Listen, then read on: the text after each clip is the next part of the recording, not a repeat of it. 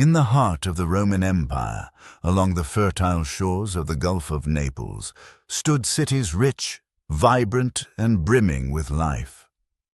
Pompeii, Herculaneum, Stabiae, places where time seemed to drift slowly and indulgently, cradling the daily lives of thousands of men and women.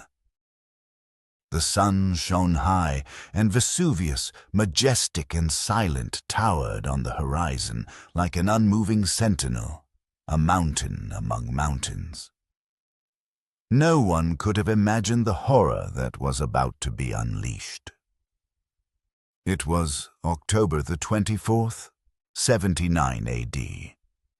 Suddenly, the ground began to tremble. It wasn't the first time.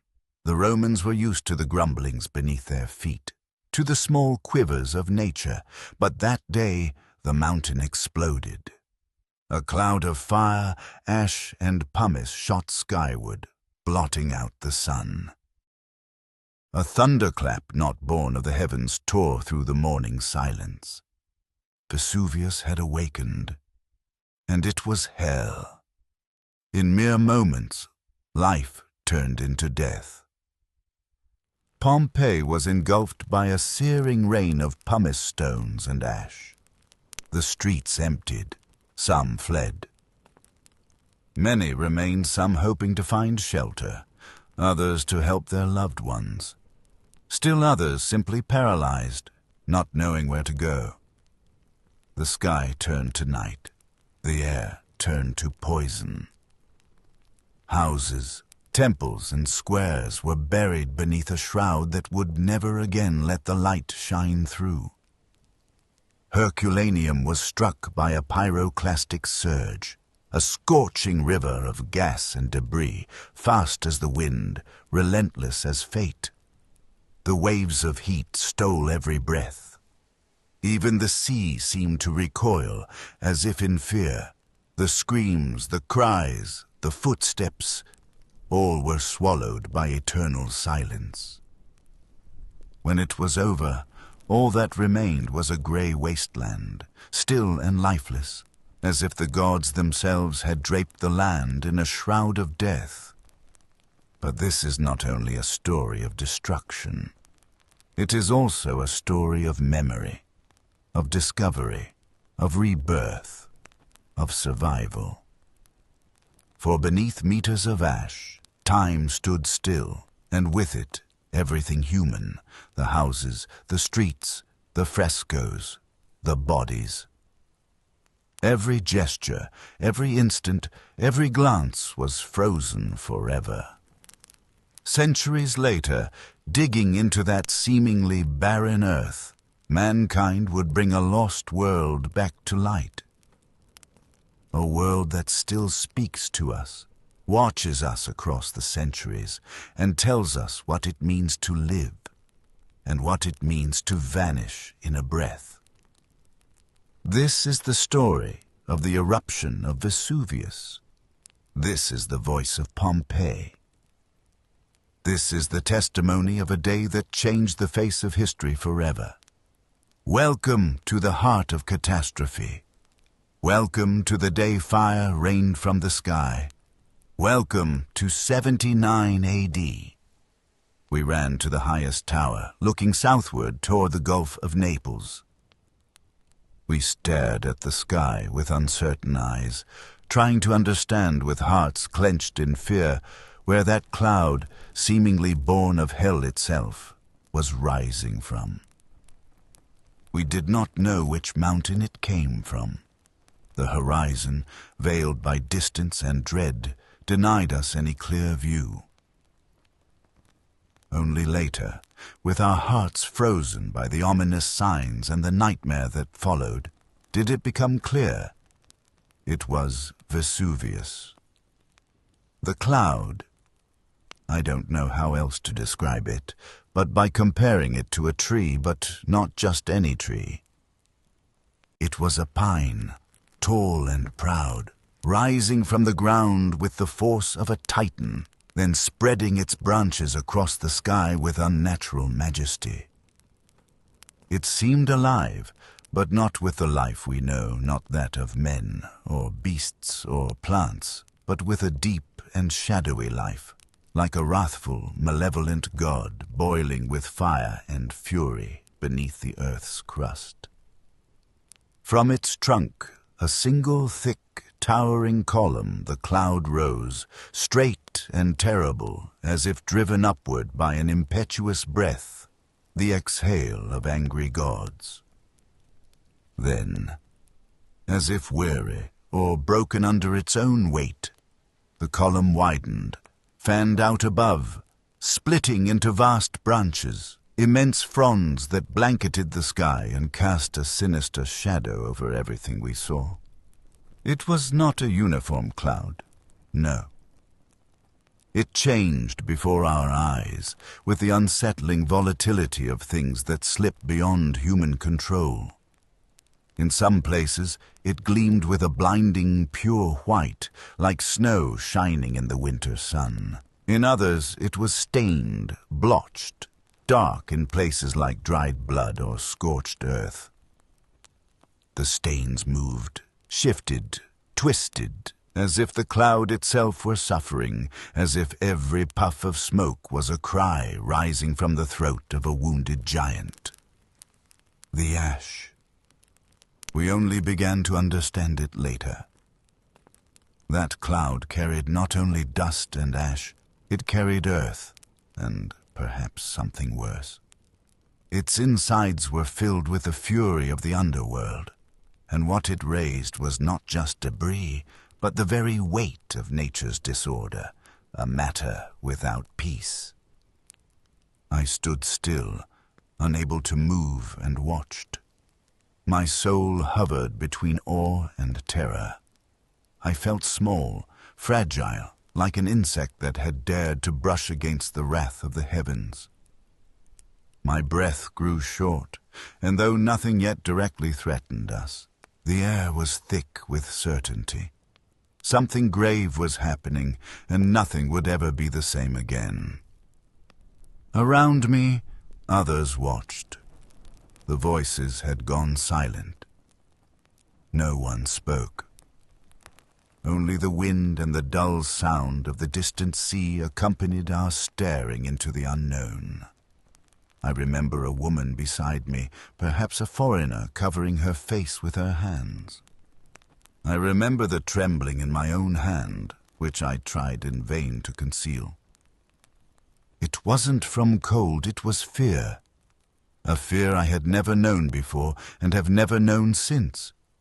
And yet in that vision there was also beauty. A horrible beauty, but undeniable. Like the kind found in a storm over the sea or in a fire blazing through the night. The cloud looked as though it had been sculpted by a mad artist, one who had chosen fury as his chisel. I stared at it for a long time, unable to look away, and inside me, a part struggled to grasp its meaning, its sign, its message. I wondered if it was a prophecy, if the gods were speaking. But in what voice? With what intent? Was it a warning? A punishment? Or simply chaos breaking into human life now and then to remind us how little our certainties are worth? The cloud kept growing, and as it grew, the shadow it cast upon us deepened, sharpened. It seemed that even the day itself hesitated. The air grew heavy, as if it too were holding its breath. And I with it. No one knew what would happen, but we all felt that normality had been broken. I wanted to write it down at once, to set on paper what I saw, but my hands trembled too much.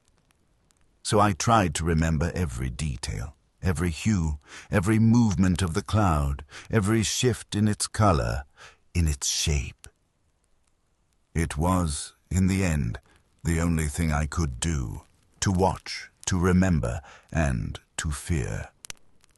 Inside me, a question persistent and unanswered tormented me. What lies beneath? What stirs within the belly of the earth to produce such a spectacle? And again, why now? Why like this? I had no answers, but I knew with a clarity that danger alone can give that the cloud was no illusion, no miracle, no ordinary natural phenomenon. It was a threshold.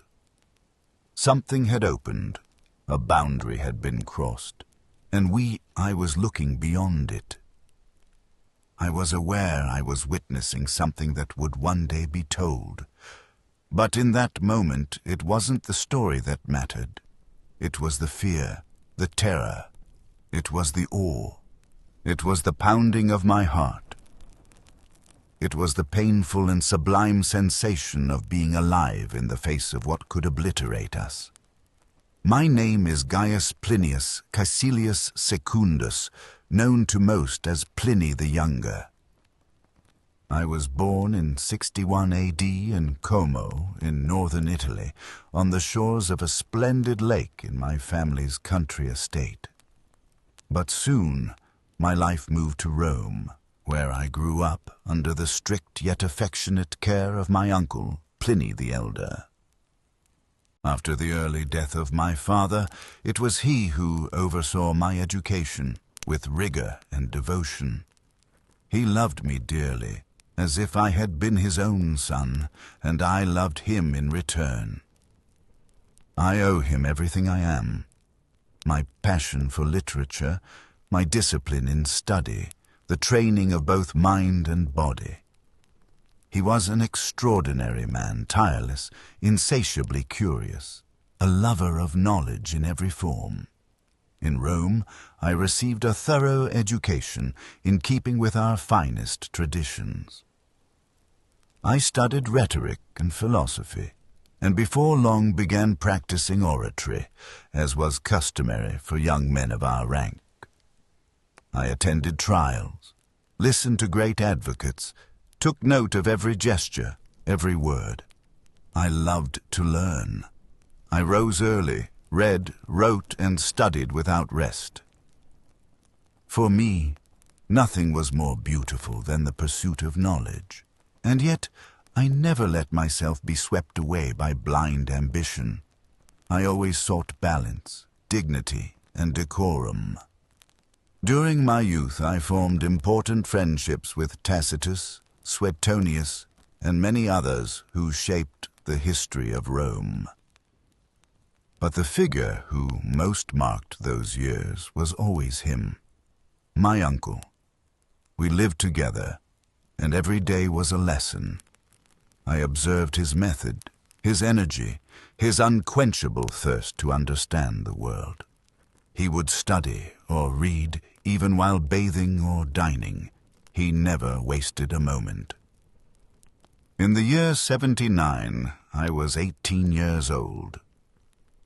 I was in Misenum on the Campanian coast, just a few miles from the city of Naples, at the northern tip of the Gulf, about 30 miles from Pompeii, staying in the house of my uncle, who by then had become commander of the Roman fleet in the region. It was late summer. The sky was clear, the air particularly warm and thick with stillness. As always, I was devoting myself to what I loved most, reading. I was absorbed in a text, perhaps Livy, perhaps Virgil. I have erased that detail from my memory when everything changed. I was reading without much focus, my skin damp with sweat. I kept asking myself, restless, why the air felt so humid and heavy in late October. I tugged at the collar of my tunic, trying to find relief from the weariness that surrounded me. My uncle was sitting comfortably at a table in the middle of the room, busy compiling registers. He heard me sighing, looked up at me, and smiled indulgently. "Perhaps you'd better have them bring you a lemonade," he said. Suddenly, out of nowhere, a tremendous crash, a thunderous roar split the air. We both jumped to our feet, from the large archway that opened directly onto the Gulf. We saw it. A cloud unlike anything we had ever seen was rising into the sky. At first, we didn't understand. We thought it might be a fire, a sudden storm, some fleeting phenomenon, but the cloud did not pass. It grew, climbed, spread out.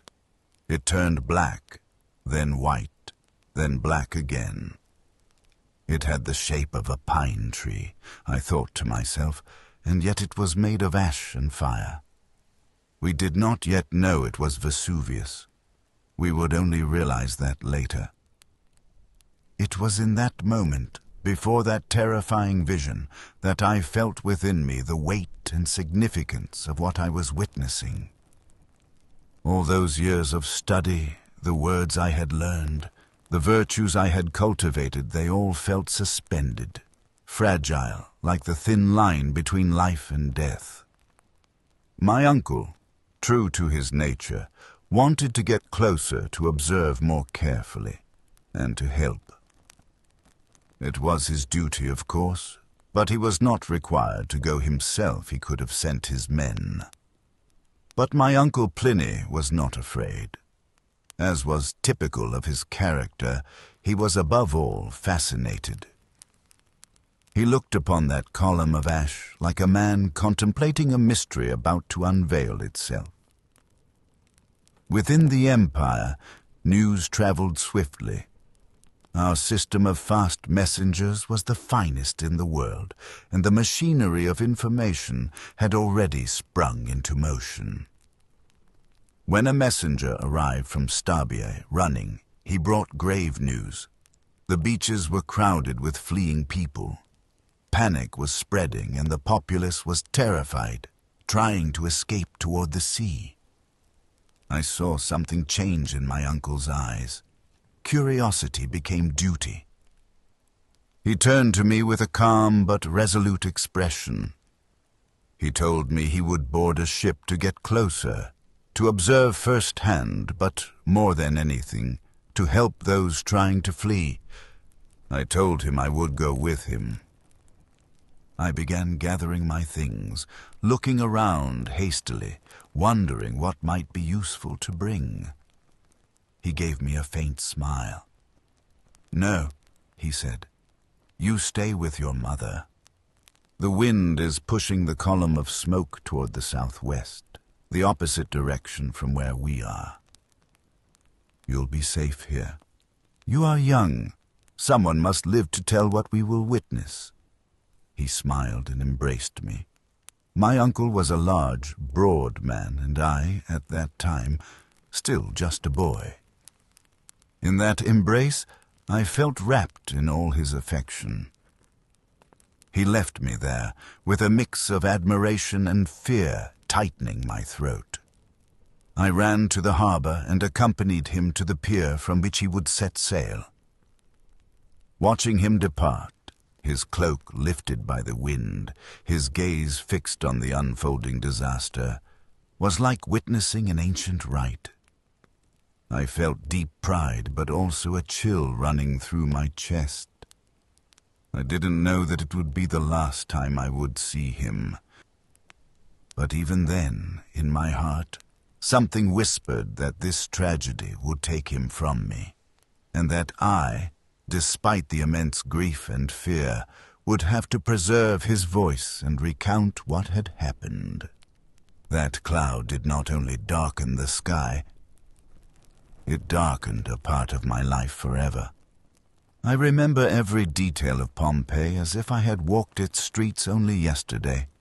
The last time I saw it, it was alive. Alive as a living organism might be, with its veins pulsing with voices, footsteps, goods, scents, and desires. Pompeii was a body made of stone, but it breathed. At the time, it had some 20,000 inhabitants, perhaps more. And it wasn't just any settlement. It was a proud, flourishing city, well-governed, where beauty and wealth had found a natural home. Its streets well-paved, orderly intersected with the precise logic of our urban architecture. A decumanus, a cardo, and around that geometric crossing stretched the entire network of buildings, temples, porticos, homes. An order that seemed eternal, but soon we would discover that nothing is. Walking through Pompeii was a pleasure for the senses. The voices of vendors echoed between the shops, the clinking of coins, the scent of warm bread, the cries of fruit sellers and fishmongers praising the freshness of their goods. Children ran through the alleys, mothers hung out laundry, philosophers debated beneath the colonnades. Life in its fullest and most industrious form. There the craftsmen reigned. Potters, blacksmiths, weavers, tanners. Their hands created from nothing utensils, everyday items, but also beauty. The marketplace was rich, lively, welcoming travelers from all across Campania and Italy. In Pompeii, you could hear different accents, see distant worlds meeting. And amid all this ferment, there were homes that I can only describe as small palaces. Frescoes in vivid colors, deep reds, intense blues rooms adorned with mosaics, inner gardens where water flowed gently among statues and aromatic plants. One breathed a sense of ease, of harmony, of peace. A well-earned prosperity built through the intelligence and labor of its citizens. Who would have imagined that all this, in a single day, would be buried? Pompeii was also a refuge. Many Roman nobles retired there during the summer to escape the heat and the ever-crowded streets of Rome. The villas around the city, nestled on gentle hills or overlooking the sea, were true architectural jewels, immersed in the greenery of a generous land. Because that land, and this is the cruel paradox, was fertile precisely thanks to the volcano that would one day destroy it. The fields produced grapes and wheat, fruits and olives with a generosity that seemed inexhaustible. Pompeian wine was well known and highly appreciated, even in Rome. It was living land, too alive, perhaps, because beneath that calm, something was bubbling. On the day of the eruption, as I watched the cloud rise like a column and then open like a looming shadow, I thought of Pompeii. I saw it in my mind as its streets were choked by ash, as the air became unbreathable, as columns collapsed one after another. I thought of its inhabitants, their disbelief, the panic, the desperate attempts to save whatever little they could. I imagined mothers clutching their children, fathers trying to flee, animals driven mad, the sky turning black at noon. It was not just stone that was falling. It was a culture, a way of life, an order made of small gestures and great hopes. All buried, as if by a giant hand that had decided, with a single gesture, to erase everything. And yet, as I thought of that city dying before my eyes, I felt a personal pain as well. Pompeii, to me, was not just a place. It was a symbol. It was the face of Roman civilization in its simplest and most perfect form. A balance between reason and beauty, between the sacred and the profane, between the earth and humankind. Not like Rome, where political intrigue was woven into the fabric of the city, but a more intimate place, truer, more ordinary. A city where any one of us common folk could have lived in peace and quiet. The Forum, the beating heart of the city, where justice was administered, laws were voted on, and the gods were celebrated, was disappearing. The baths, the temples, the theaters All were sinking beneath a rain that was not of water, but of fire. Time itself seemed to have been broken. I remember closing my eyes, not to avoid seeing, but to feel more deeply. In that moment, it seemed to me that Pompeii was screaming, a muffled, deep cry, as if its walls, its arches, its mosaics were trying to resist the silence that was falling. As if the city itself did not want to die. But it died, and I was there to witness it, powerless and mute. Pompeii was prosperous, yes, it was alive. And that is exactly what makes its fate so unbearable. It was not a city forgotten by the gods, nor one that fell into ruin through negligence or decay. It was struck at the height of its splendor, swept away not by guilt, but by fate. And I have engraved it in my memory. Because at least that I can do, remember, write, tell the story, give voice to what can no longer speak, so that Pompeii may not remain just a heap of blackened stones, but something that continues to live in memory, in words, in truth. October the 24th, 79, a date that cannot be erased from my memory. A day I carry within me like an open wound, like a voice that still speaks to me even in silence. That day, Vesuvius awoke, and its fury devoured Pompeii in a fiery embrace, smothering lives, hopes, and memory. The days leading up to the event, the air was strange, almost thick. A subtle silence spread over things, as if nature itself was holding its breath. In the wells, the water had suddenly grown scarce. The fountains had slowed their flow. It was as if something beneath the earth was preparing, but we, blinded by habit and trust, refused to see. Yes, we were familiar with tremors, but they were brief, like shudders, and we were used to them. The Italic land has never been still. No one thought that beneath that mountain, covered in grass, trees, and flying birds, an anger was simmering, ready to explode. None of us believed Vesuvius was a volcano. The mountain was entirely covered in lush vegetation. It appeared tall and rounded, fertile and serene. As far back as anyone could remember, there had never been the slightest indication that it might be a volcano, let alone an active one.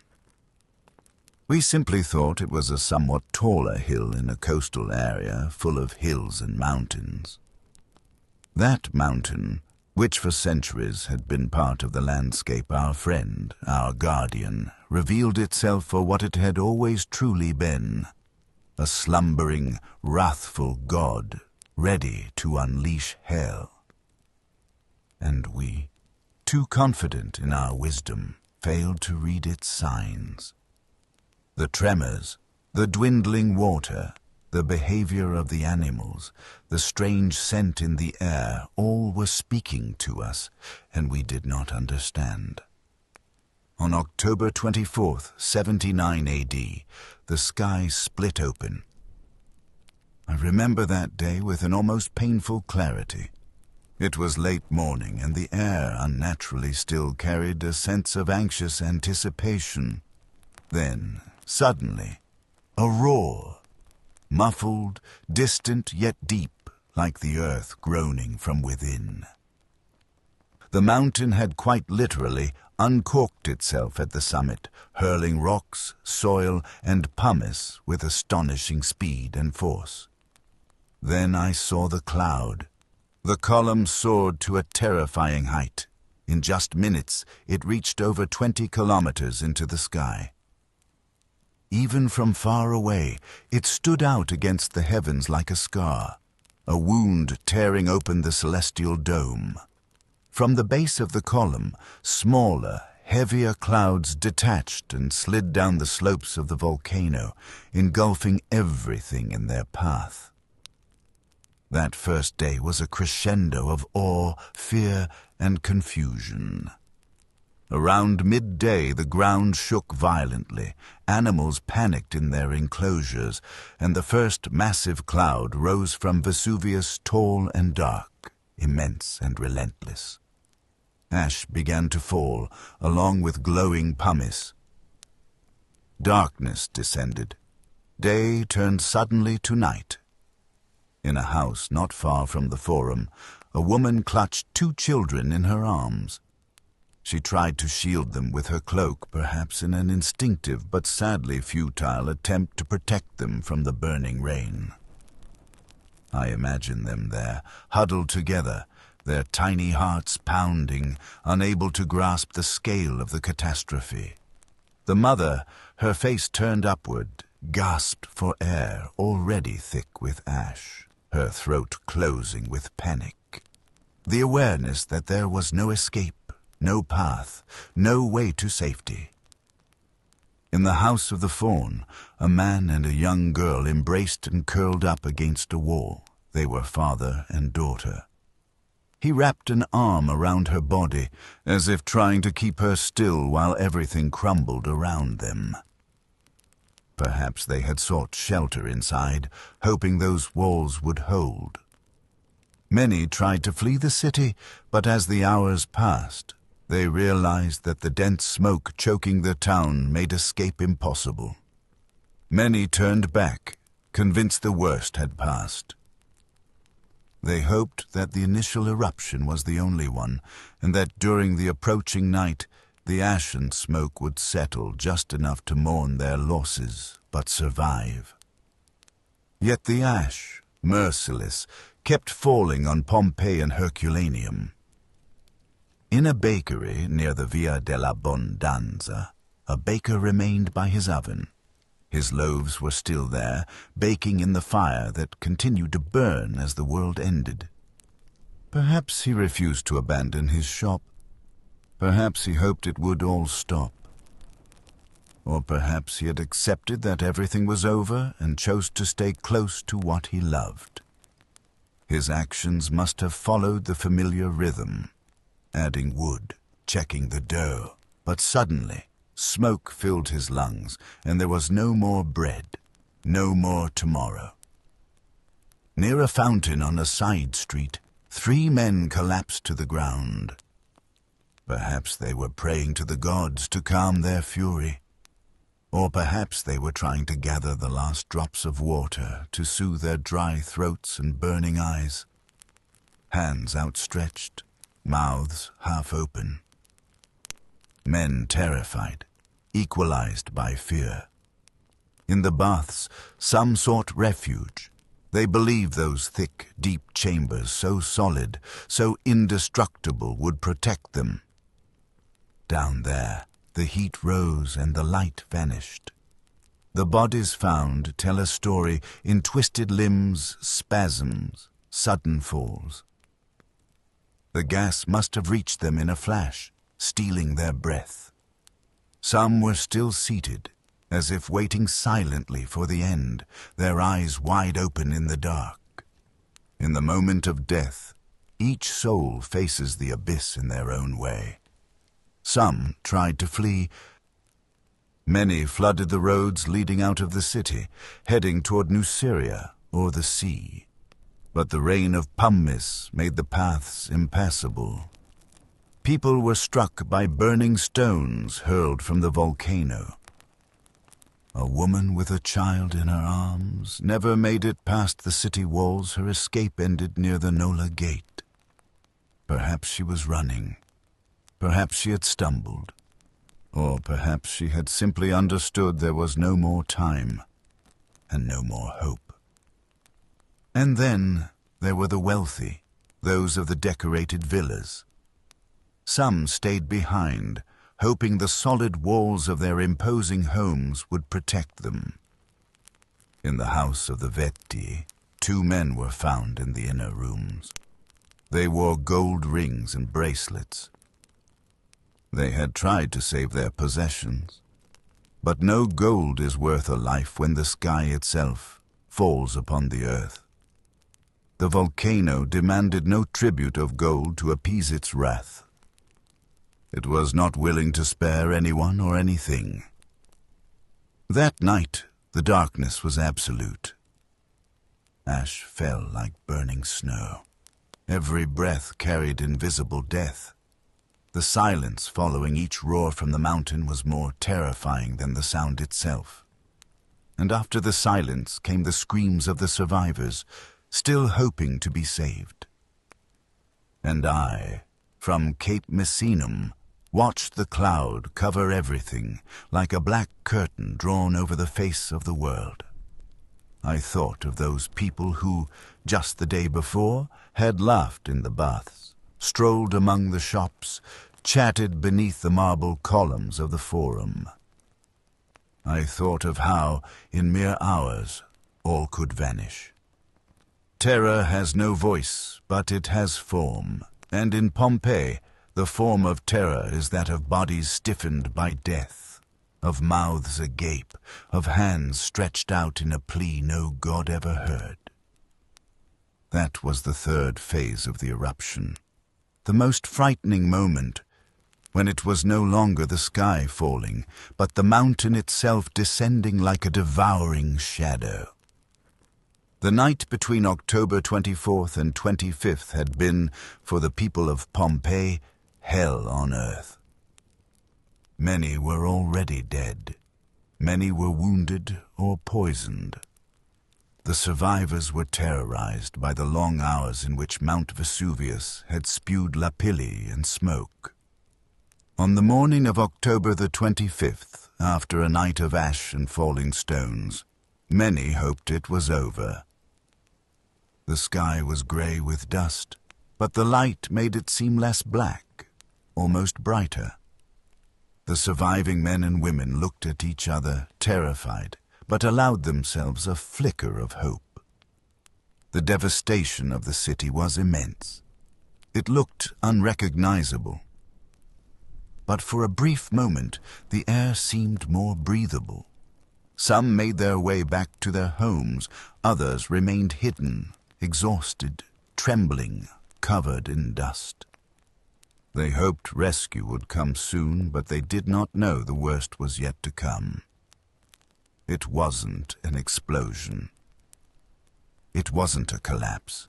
It was a deadly breath, a wind of fire, the breath of the volcano god choosing to end everything that surrounded him. The pyroclastic flow descended from Vesuvius like a beast unleashed at full gallop. Incandescent gases, burning ash, debris at inhuman speed. It gave no chance. It burned the air. It shattered lungs. In the house of the chaste lovers, a young couple was found in the courtyard, embracing, their faces turned toward the entrance. Perhaps they had heard the roar and had only enough time to look up. Perhaps they saw the darkness turn to fire. Perhaps, with the last of their strength, they tried to run, but it was too late. The pyroclastic surge enveloped them in seconds. Their shadows are still there, drawn in the ash, in the very position death found them, locked in each other's arms, still in a final gesture of love, as if to say goodbye without words. In a nearby alley, under a partially collapsed portico, there were 4 men. 2 slumped down, the others crushed by beams. One of them still had his hand on the door handle.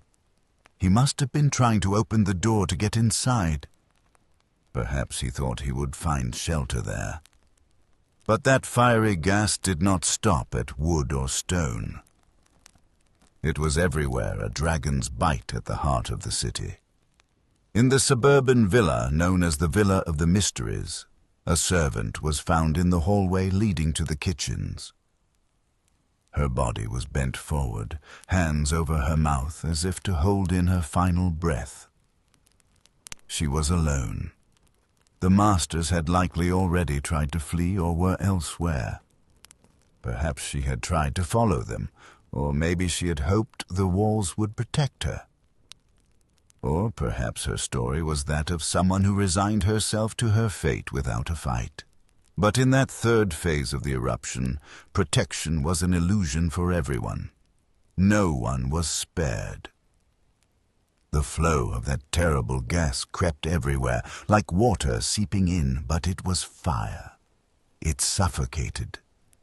Near the amphitheater, some strangers, moved by the horror of all they had seen and lived through in those last hours, huddled together. Another group, probably a family. A woman, 2 boys, and an old man. They had taken shelter among the steps, as if that ancient stone could shield them. The woman's face was turned toward her children, as if to say something to them, one last gesture of love for those poor souls she had loved as a mother, but could not protect. One final word no one would ever hear.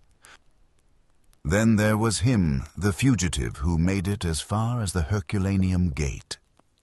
A young man, limping, born and raised a slave. He carried a small sack with 2 silver coins, a ring, and a key. A modest loot he had seized in those moments of collective horror. He believed that in the chaos, no one would come looking for him anymore, and that those few possessions, a small fortune for someone who had never owned anything, would allow him to build a better life far from Pompeii, perhaps in Naples, or better yet in Rome. He dreamed of being a free man, and for that he had stolen what he could and tried to escape, fleeing along the road that led to the countryside. He was full of dreams, elated to have survived the first eruption. He had a wound on his leg, which made him limp, but it wasn't serious. He felt happy as he walked, his lungs still full of smoke from the night before, but to him it smelled like the scent of freedom. But his flight was short-lived. The deadly gas had reached him. He fell backward, face turned to the sky, burned in a single breath. A life lived as a slave, free only for a few fleeting moments.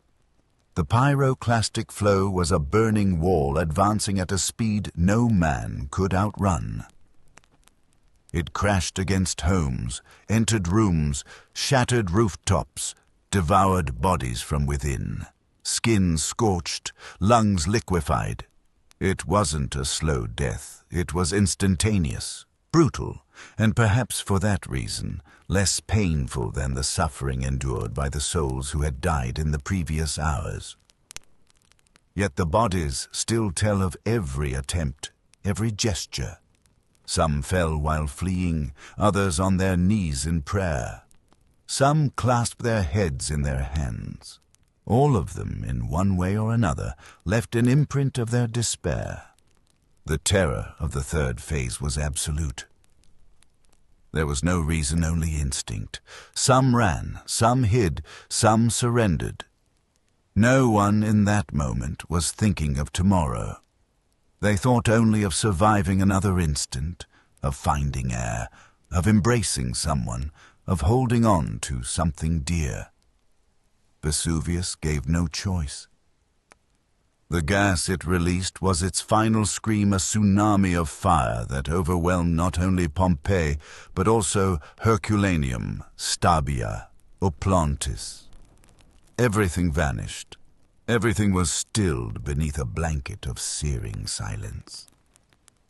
At Cape Misenum, where I was, it didn't take long before the news fragmented, like shards of a nightmare began to reach us. Herculaneum, Pompeii, Stabii, all struck, or burning or buried under ash and stone. Before departing on his ship, my uncle sent messengers and armed men to Rome to request aid, reinforcements, and to prepare true rescue expeditions. He was a very intelligent man and immediately understood the gravity of the situation, but he had no idea just how dire it truly was. Among the soldiers accompanying my uncle was a young tribune, Marcus Livius. I remember his name because he was a kind and noble soul, young and strong, with an indomitable spirit. He was one of the first to respond to the call of duty. He told my uncle he would gather a few men and attempt to reach the coast. He set sail in a small boat toward Herculaneum, where it was said the people were trapped between the mountain and the sea. He left accompanied by only a few. The sea was rough, but the waves seemed unnatural, foaming, almost boiling. The distance to cover wasn't far, and he was an experienced sailor, as were the brave men who followed him. The real threat wasn't the distance, it was the smoke and the heat. Their eyes burned, and Marcus Livius looked at his companions, realizing that the closer they got to Herculaneum's shore, the more unbreathable the air became. They tore strips from their tunics, soaked them in water, and tied them around their mouths and noses, trying desperately to breathe. They managed to reach the shore. What they saw there was something one could not forget, not even in 1,000 lifetimes. Men, women, and children, the elderly all huddled along the coastline, pressed against a cliff. There must have been about 50 in total. Covered in ash from head to toe, their eyes and mouths red and raw, panic radiating from their skin. Marcus Livius was a soldier, trained not to give in to panic even in the heat of battle, but what he saw defied all understanding. These people were fleeing from an enemy that was not human, that could not be fought or tamed. Marcus Livius tried to breathe as deeply as the air allowed, and amidst the shouting and chaos, he began to load women and children onto the boat.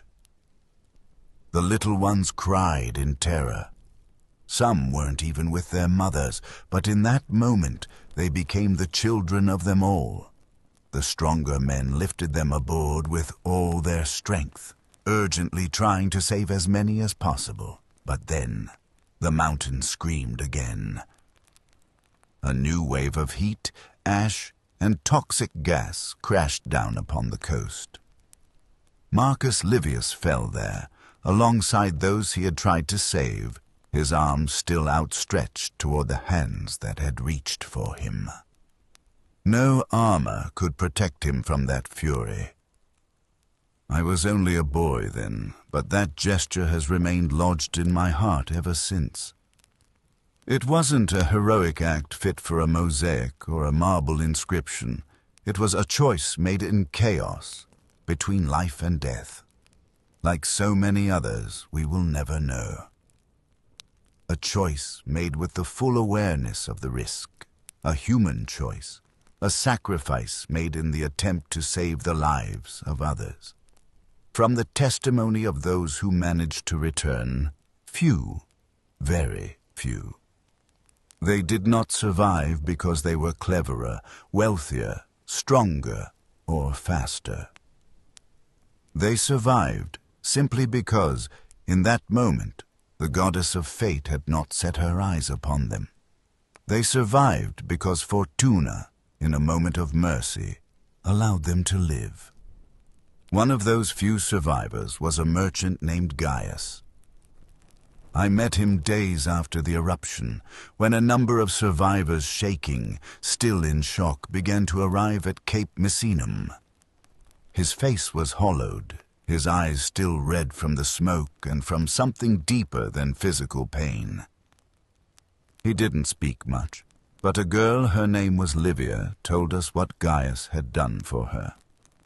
She said she had been fleeing alone, lost among screams, weeping and collapsing buildings. She was little more than a girl, and when the tragedy struck Pompeii, she had been on her own, away from her family. She had argued with her mother over something trivial, over the poor stitching on the hems of some togas, and had stormed off in anger. Suddenly, the sky turned black, and ash fell so thick it looked like snow, only hot and poisonous. Livia, a young seamstress from Pompeii, didn't know where to go. She had left her mother in a fit of youthful rage, but now, terrified, she wanted only to return home. She was trying to run back to the city, but fear and smoke had robbed her of all sense of direction. She moved erratically, then doubled back, overwhelmed and disoriented. She cried, but silently, unable to scream because of the knot that had taken hold of her insides. That's when Gaius saw her. A man in his 50s, his face already blackened by dust, his usually pristine garments now coated in thick ash. But his eyes, she said, were alive, clear, despite everything.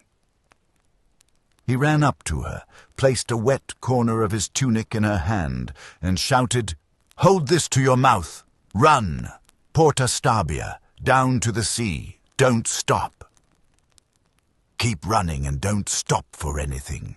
And then he pushed her, not harshly, but urgently, firmly in the right direction. Livia began to run. She fell, but got back up, and ran. Gaius, however, did not run. He turned around. He watched her go, then headed back toward the city. He wanted to help others, perhaps someone he had seen fall. Gaius only managed a few steps, for the curtain of smoke was now so thick he couldn't even see his own feet. Not with clear thought, but driven purely by the instinct to survive, he began to run in the direction he had sent Livia. His heart pounded violently in his chest, his lungs burned with terrible pain. His head and body were soaked in sweat and ash. Porta Stabia. Those who fled through that gate had better chances, but even there, salvation was not guaranteed. The sea, which should have been a refuge, was in turmoil, not from wind, but from the breath of Vesuvius itself. It blew burning ash into the waves, and incandescent debris crashed onto the beaches. Many had gathered there, clinging to boats, to wreckage, to anything that might carry them away from the death raining down from above. Scorching pumice flew in every direction. Some who tried to escape were struck and perished. Death found them there. Two curled between the rocks, collapsed beneath the docks. A pregnant woman, for instance, was found beneath an arch, wrapped in the arms of a man, perhaps her husband. He had shielded her with his own body in a desperate attempt to protect his family. Her hands rested on her belly. Lives extinguished one within another. Gaius saw a tiny boat on the left shore, partially sheltered by the cliff. It was one of those small boats, probably used by local boys pretending to be fishermen. It could hardly even be called a boat. He walked toward it with long strides, and by a fortunate coincidence, Livia was right beside him. The girl looked into his eyes for a fraction of a second, then stretched out her arms toward him in a gesture that was more a plea than a real request. Her eyes had no voice. Gaius came from a town far to the north of Italy, Aquileia, where he had a family, a wife and children. He knew what empathy was. Again, he did not think rationally. He simply took the girl into his arms as one would welcome a desperate daughter, lifted her up, and with her climbed onto the small boat. There was barely room for a man of Gaius's size. The wood creaked heavily under the disproportionate weight of the two. Holding Livia with one arm, the man grabbed the small oar and began with all his strength to push the boat away from the shore. He rode through towering waves. Water was flooding in. Ash and pumice stones whistled around them. Gaius and Livia themselves could not say how they managed to get away from the coast. It was only a matter of pure luck that they were able to put so much distance between themselves and the shore so quickly. Probably the god of the sea, Neptune, took pity on them and sent one of his underwater currents to push their little boat far from the shore. They were rescued hours later by a merchant ship that had been observing the disaster from afar. Unable to approach Pompeii, it had stopped in an area where the wind blew in the opposite direction, clearing the ash enough to allow those aboard to breathe. When the crew saw the two survivors, they could hardly believe their eyes. They brought them aboard and began giving them first aid. Years later, I met Gaius again. Livia, who had lost everything and everyone, had stayed with him and his family. She lived in Aquileia and had married his second son. In Pompeii, on that terrible morning, there were also acts of despair that only those who witness the ruin can truly understand. Some locked themselves inside their homes, fooling themselves that walls could protect them. They curled up in their beds, sheets pulled over their heads like children frightened by a thunderstorm. Completely irrational and meaningless gestures, but precisely for this reason, deeply human. The local authorities tried to organize escapes to calm the people, but the eruption was too fast. No plan was enough. No evacuation could truly work. No man, however brave or strong, could stop a mountain vomiting death. My uncle Pliny, I never saw him again. They told me he was found at Stabia, lying on the sand, his head resting on a pillow as if he were asleep. He died suffocated, trying to help others board ships, trying to bring aid until his last breath. He died exactly as he had lived, brave, empathetic, always ready to help others. There were survivors, even in Pompeii, where death had taken possession of every corner, where streets were buried under ash and houses buckled beneath the weight of fire and smoke. Some souls managed to escape. I heard their stories only days later, and their tales were truly harrowing. What struck me was not so much their words, but their silences. They looked around as if every sound might still hide a thunderclap, every smell, even that of freshly baked bread, might conceal ash. Some had walked for days, barefoot with wounded feet and burned clothes. Others were welcomed in Cumae, Naples, Ostia, where someone offered water and shelter. But no one could truly leave that day behind. I remember a woman named Aelia.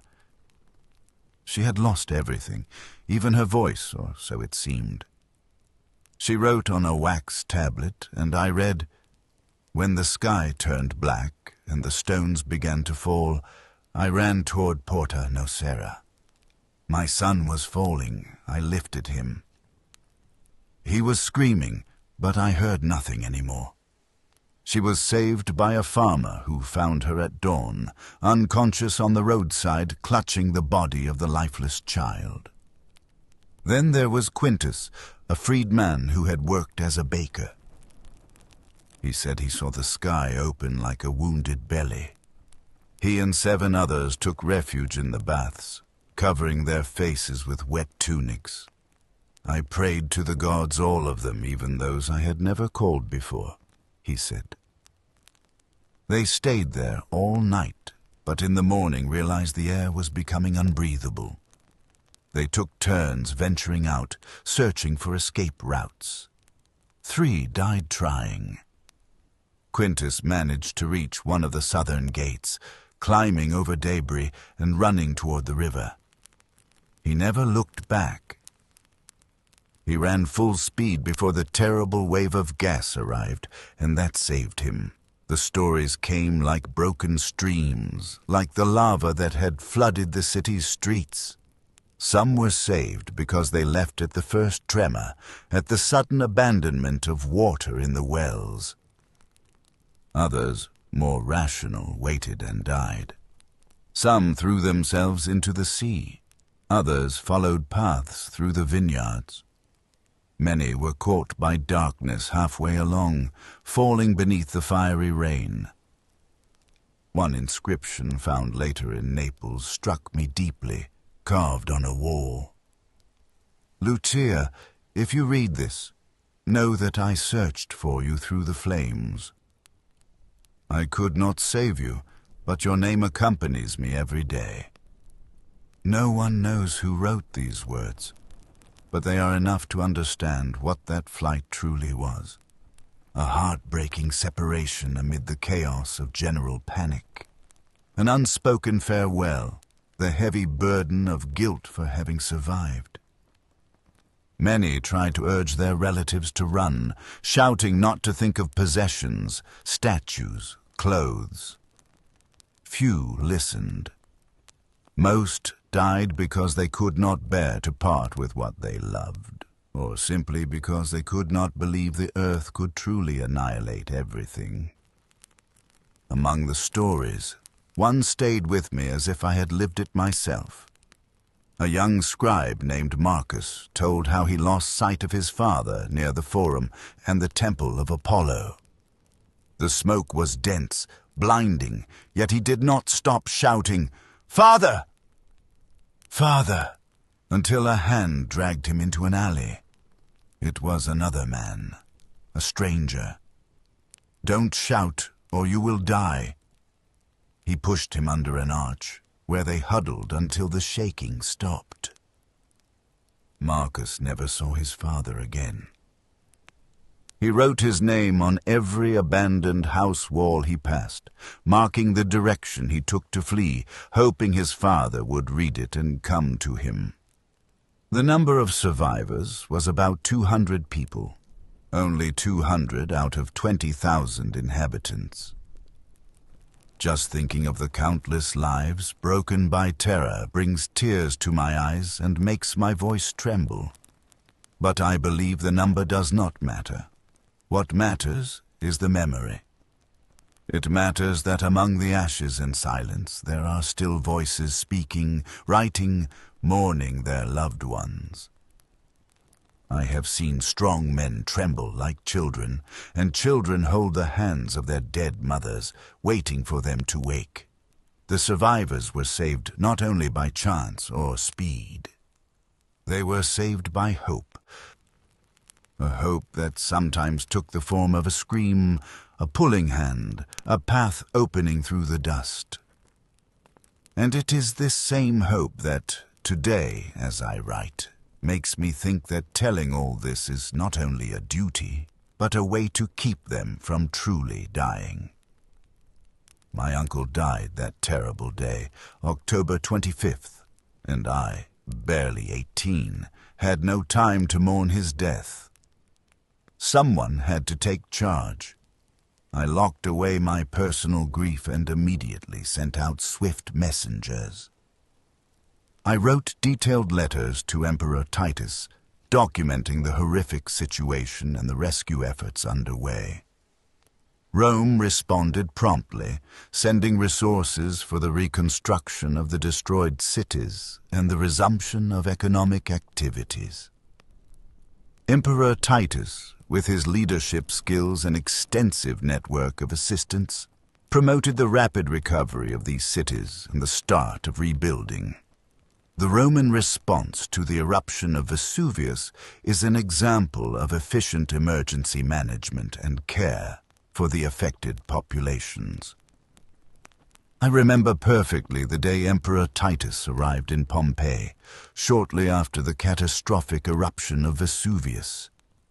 His presence was a beacon of hope amid the desolation. He walked solemnly among the ruins, observing the buried streets and destroyed houses.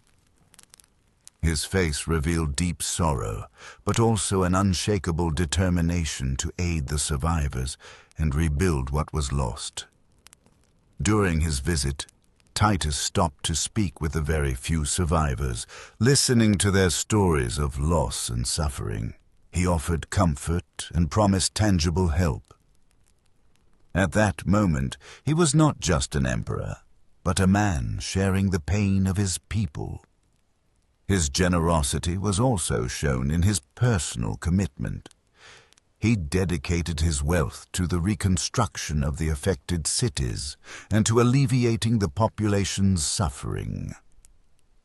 The year after the tragedy, Titus returned to Pompeii to assess the effectiveness of the aid distributed.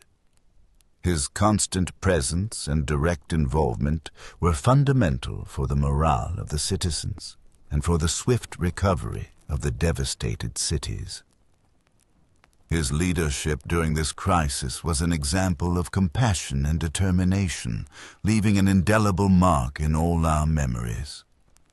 Years pass, but I cannot stop thinking about that lost city, as if its shadow still watches over our coasts, silent and waiting. Pompeii is not just a name. It is a wound that will not heal, a memory that time cannot completely bury, not even beneath ashes so thick they suffocate the very breath of the gods. After the eruption, after those dreadful days when the sky darkened and the earth trembled, I never returned near the destroyed city. I did not have the courage. It was said that the mountain, satiated with ruin, had resumed its silence. That the earth, where it had swallowed houses, temples, and men, the god Vulcan, full from so many sacrificed lives, had fallen asleep once again. The farmers, cautiously, had resumed working the fields at the edges of the buried zone. The rows of vines began to grow again, as if nothing had happened.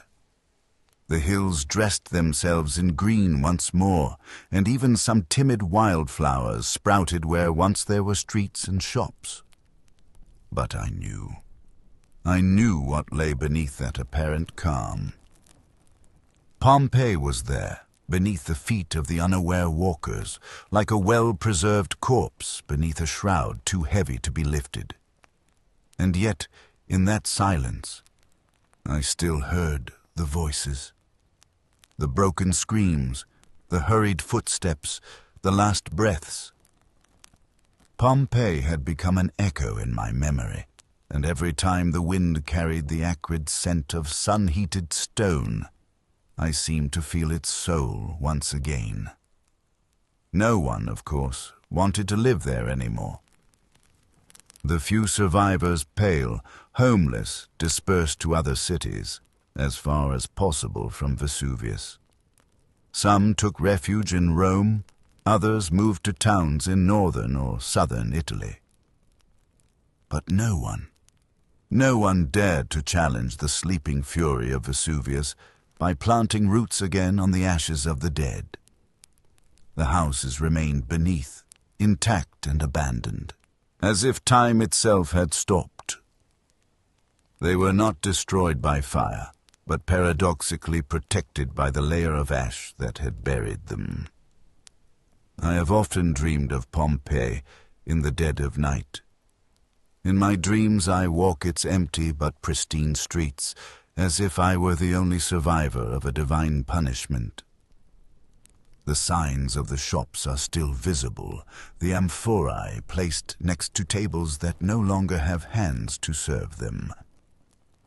In the dream, I pass by the graffiti on the walls, some of love, others of mockery, as if the hearts that wrote them were still beating somewhere underground.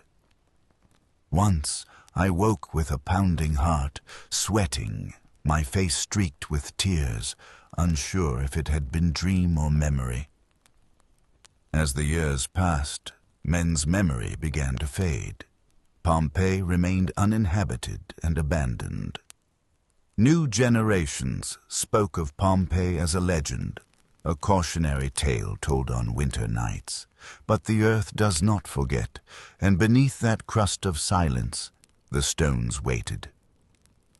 Then, long after, when I was no longer alive, curious hands began to dig, not out of greed, not out of revenge, but out of a desire to know. And what emerged was like a mirror of our errors, our passions, our vanities. The baths, the patrician houses, the brothels, the temples. Everything was still there, as if time had been locked in a vessel and now spilled out upon us.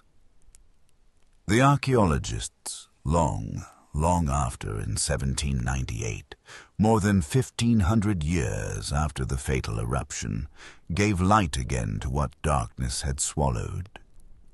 It was as if someone had pronounced the name of a lost loved one after years of silence.